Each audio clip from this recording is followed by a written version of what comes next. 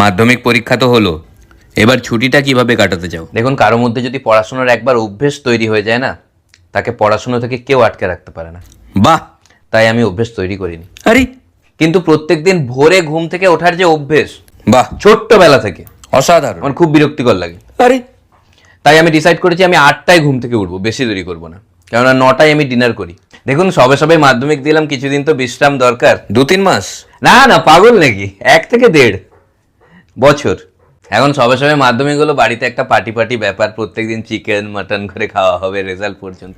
রেজাল্টের পর খাবে না? দেবে না। তো মাধ্যমিকের পরে কোন স্ট্রিম নিয়ে পড়ার ইচ্ছে আছে? অবশ্যই সায়েন্স। এর পেছনে কি কারণ আছে? দেখুন, আমি জানি আমি উচ্চ মাধ্যমিকে ফেল করবো, তো সায়েন্সে ফেল করেছি বলতে বেশি ভালো লাগবে আর কি। তো এই বিষয়ে টিচাররা কি বলছেন? এখন টিচাররা তো পড়াশোনা বন্ধ করে দিতে বলছে, আর আমিও ওনাদের সাথে একমত, কিন্তু বাবা মা মানছে না, অদ্ভুত বায়না করছে পড়াশোনা করতে হবে। মাধ্যমিকের পর তোমার লক্ষ্যটা কি? দেখুন, আমি মনে করি কেউ যদি একবার লক্ষ্য ঠিক করে ফেলে না, তাকে আটকানো যায় না। অসাধারণ। তাই আমি লক্ষ্য ঠিক করিনি। অনেক স্টুডেন্টরা মাধ্যমিকের পরে এই গুরুত্বপূর্ণ সময়টাকে ইউটিলাইজ করে না, মানে ওরা ফাঁকি মারে। জিনিসটা আমিও দেখেছি, অনেক ফাঁকিবাজ স্টুডেন্ট আছে যারা এই সময়টাকে ইউটিলাইজ করে না। ওরা খেয়ে দিয়ে, খেলাধুলো করে, পার্টি করে, ঘুমিয়ে, মানে সময় নষ্ট করে আর লাইফে পিছিয়ে থেকে যায়। তো তুমি কি চাও? আমি পিছিয়ে থাকতে চাই।